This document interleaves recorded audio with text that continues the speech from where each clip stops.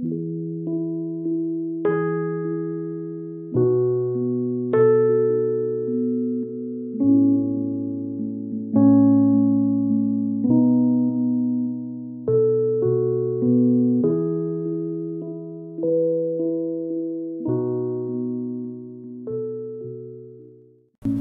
guys, this is Busy Dreaming Mom, and I'm here to talk to you about my home birth experience. On March 24th of this year, I birthed a 6-pound, 8-ounce boy here at my apartment home in my bedroom with the assistance of a great midwife, and I had my 4th child completely free of any interventions or anything that was not naturally occurring on its own, and I'm very happy to share my experience with you. I wrote down a list of questions to ask myself, so I'm going to interview myself as if someone else is asking me these questions, and then I posted a Facebook status that asked my Facebook friends what questions have they always had regarding a home birth, and I wanted to answer those questions as honestly as I could. Now it's been like exactly right over a month since I did this, and everything has been so busy and such beautiful chaos in between trying to get transitioned and trying to just catch my breath. And now a month later, we're finally starting to get a little bit more of a period, like a breathe again period. But it was crazy transition for that month. It was just my husband and myself, and we did have a couple of family members who came down for a few days to just be with us and be supportive, help out as they could, and so that was awesome. I'm so grateful. Okay, so number one, what made me consider home birth? Well, let me tell you, I used to be kind of ashamed to say this now, but my journey over the past couple of years has taken me way away from where I ever thought I would be, and from where just I really thought that anyone should be. And it came down to that with my birthing experience as well. In the past, I had 2 babies in the hospital. I had 2 epidurals with them. And then with my 3rd baby, a couple of weeks before he was born, I decided I wanted to try it naturally. It was just, I've always had this competition thing with myself where I want to do better. So I was like, you know what, women do this all the time.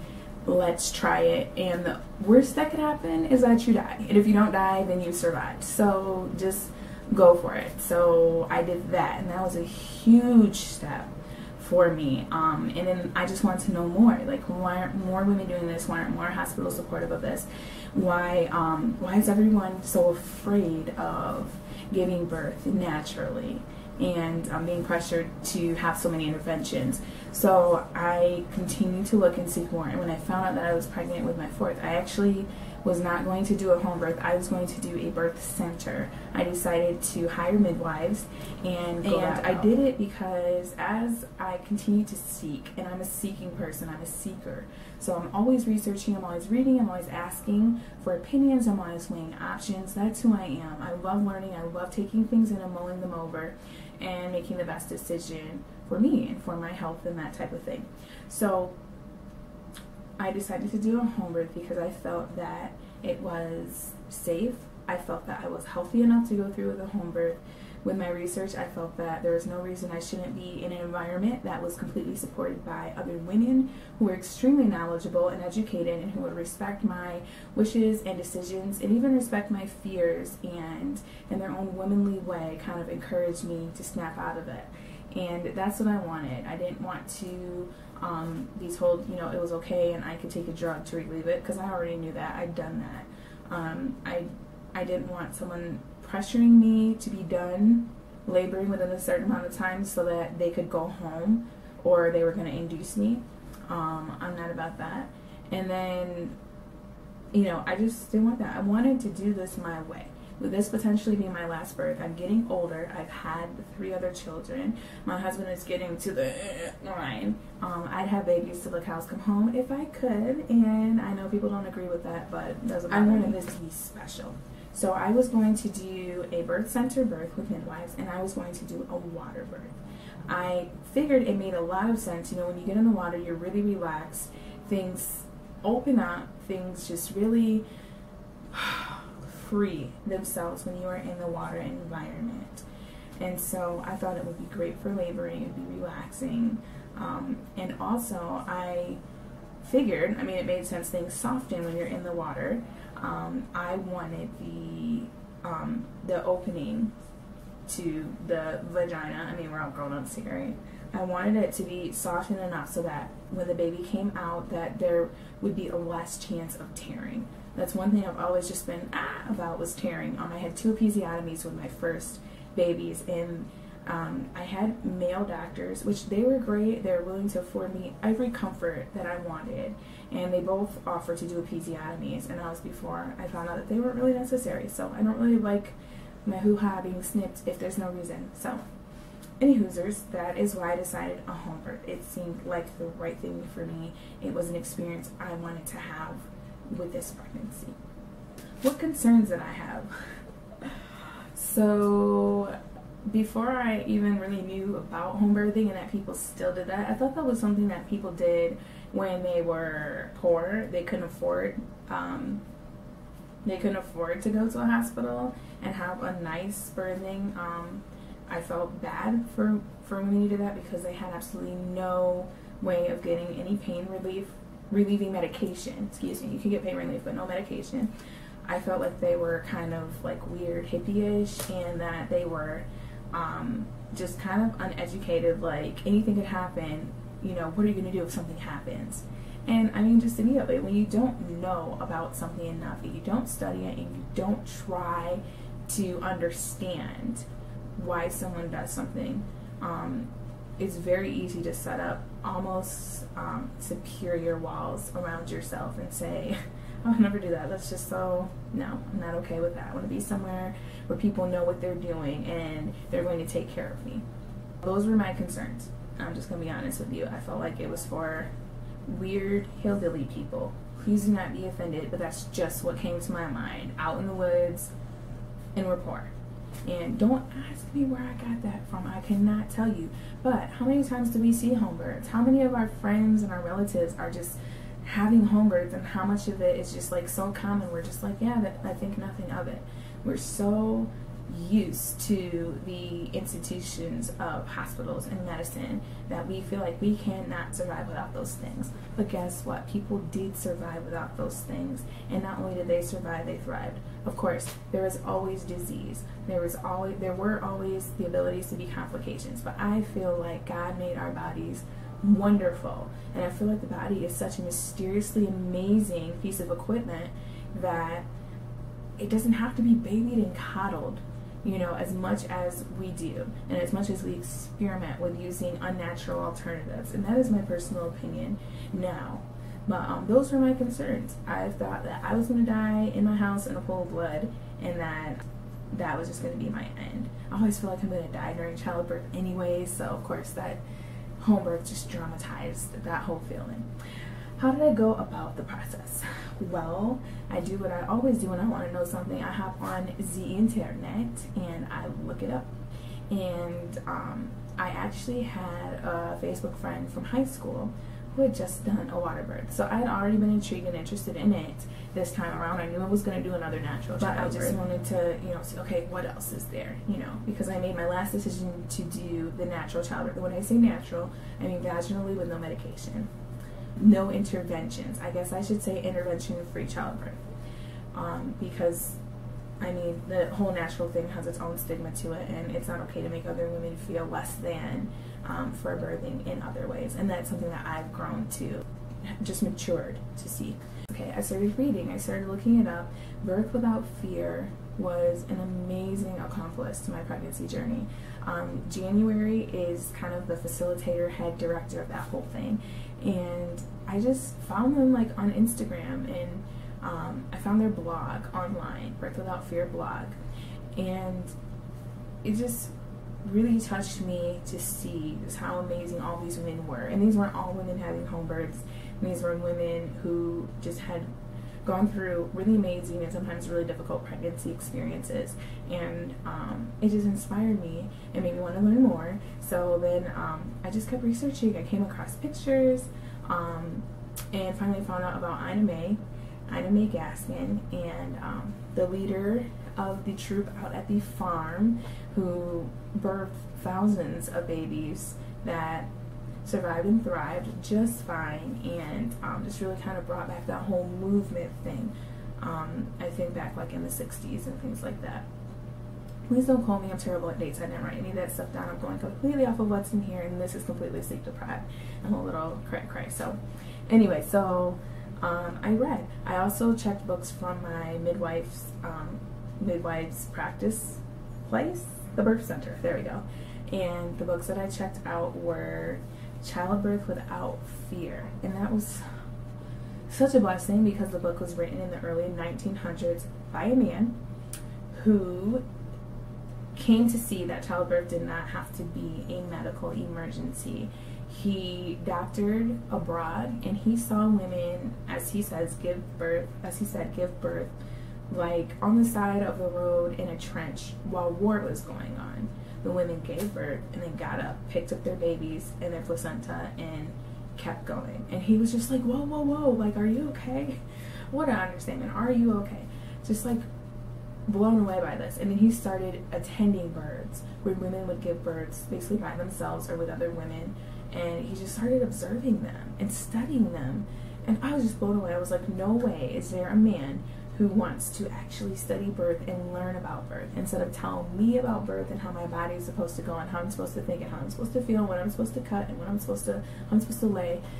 It was such a relief, and I couldn't believe that this had been done so long ago. I'm like, why don't we know about this? Like, it should be standard textbook literature, and anybody who wants to be in obstetrics or childbirth or neonatal, anything like that, any support people, nurses for pregnant women, like that should be a must read. It's Childbirth Without Fear by Grant Dickley Reed. And one of the most memorable quotes that helped me get through my birth, and I wrote some notes down. One of the most memorable quotes was, "Fear definitely assaults the minds of many women just before the full dilation of the cervix." And another one he said is that nothing disturbs the natural course of labor more than fear. Fear is caused and intensified by ignorance.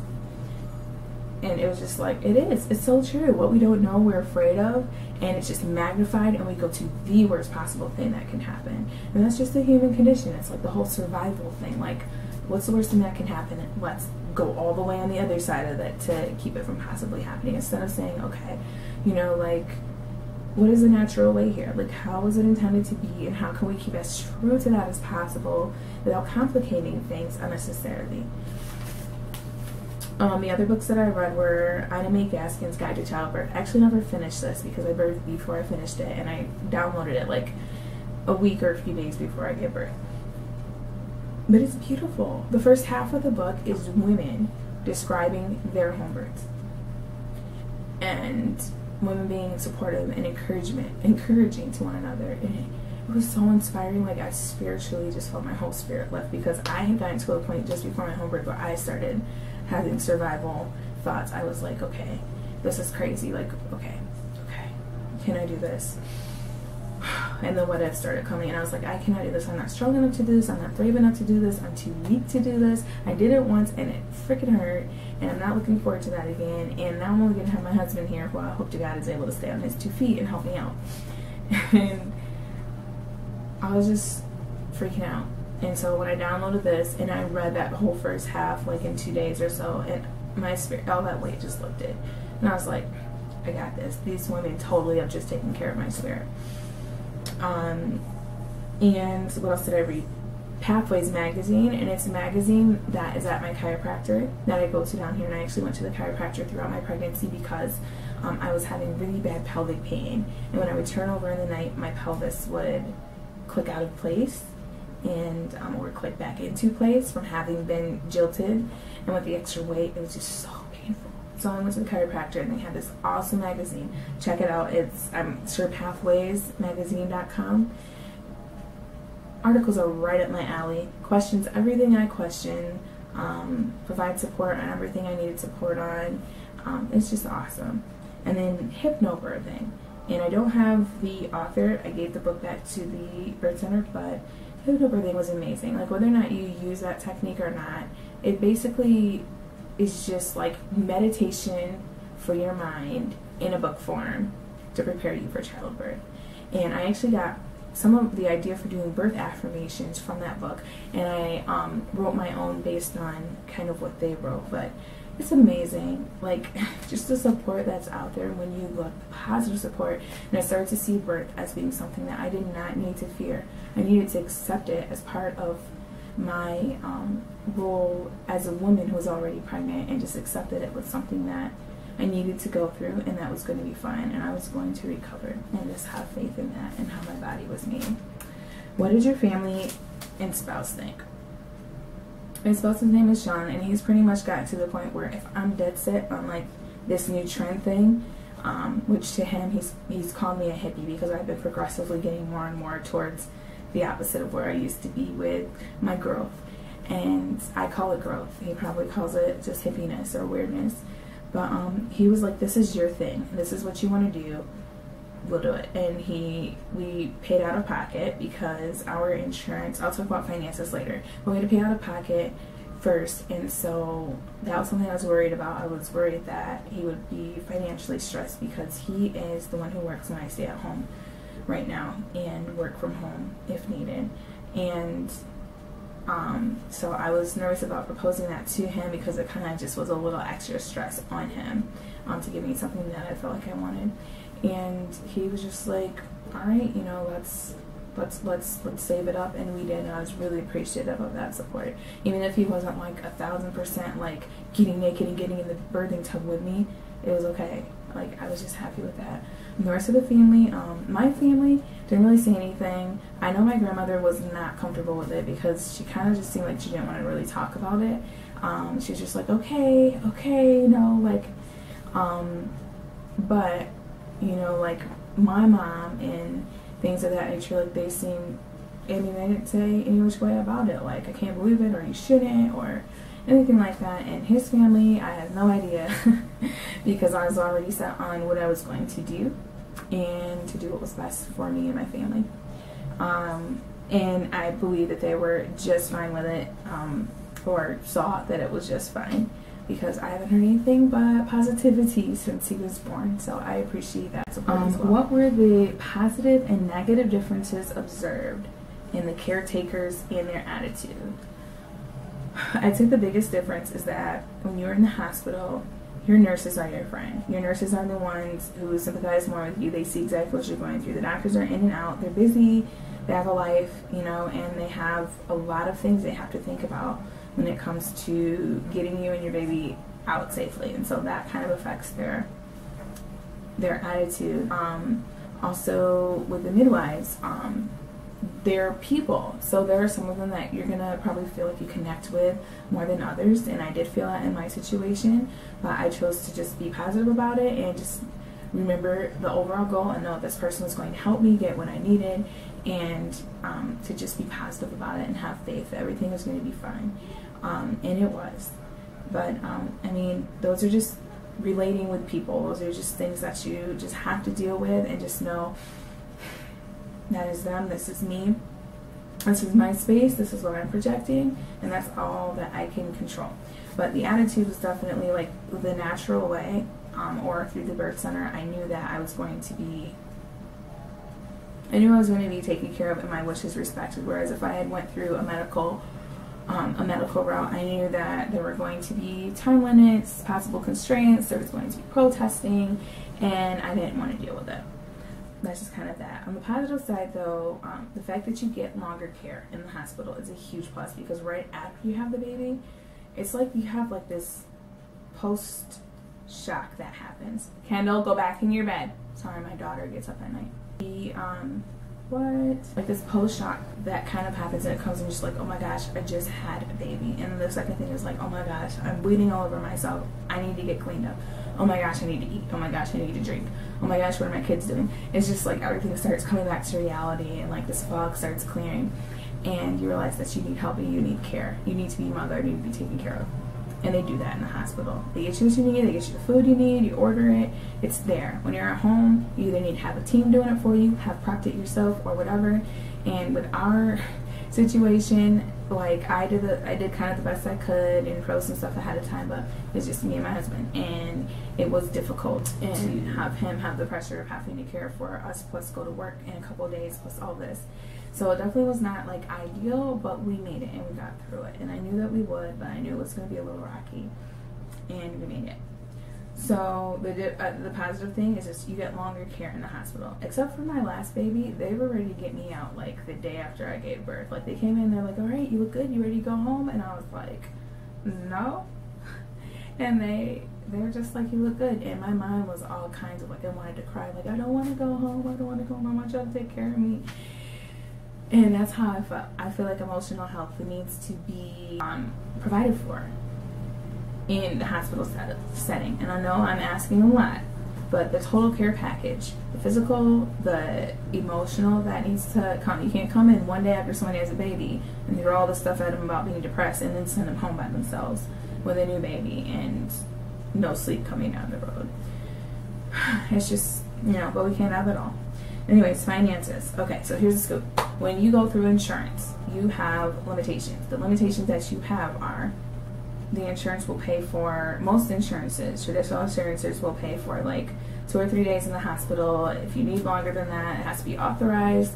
Your doctor has to actually accept your insurance, and so on and so forth. And then it pays for, all this stuff, but there's just all this authorization stuff to go through. And you can't always choose the best care. It's like being kind of bound but kind of free. Like you can choose the doctor you want as long as they accept your insurance, but if you find out just before you give birth the doctor you want suddenly has a high C-section rate, or always does episiotomies, or does not believe in like a natural birthing for longer than 4 hours, you're kind of like, oh my gosh, and you start freaking out because things are not exactly like what you wanted. With the midwife or the birth center, we had to come from the deductible to our insurance out of pocket. We could have paid for the whole thing out of pocket and been done with it, but we decided to have them bill our insurance after everything had been taken care of, after my 6-week postpartum visit, which is actually not for another couple of weeks. And that way we would have all the rest of our medical care taken care of for the rest of the year, but that was our personal decision. We had to come out of pocket up to the deductible, which was just under $4,000. To receive individualized care and the care that I wanted, and self-centered care, that they were, really caring for me, and they were on my bandwagon. Like, that was seriously worth it.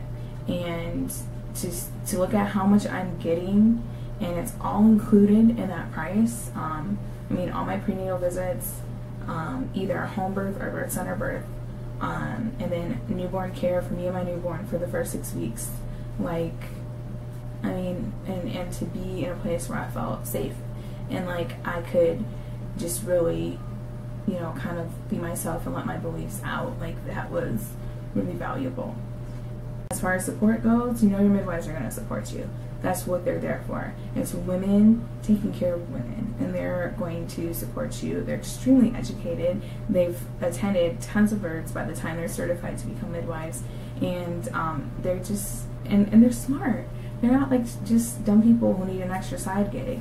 Like, midwives, I really respect them, and they love what they do. They love the whole thing around birth and being with birthing women, and it's a passion for them.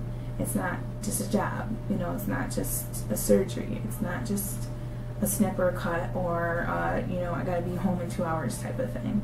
Like, that's what they do. They know they're gonna get waken up in the middle of the night. They know there's only 2 to 4 of them.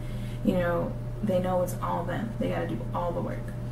And they just do it quietly, and it was amazing.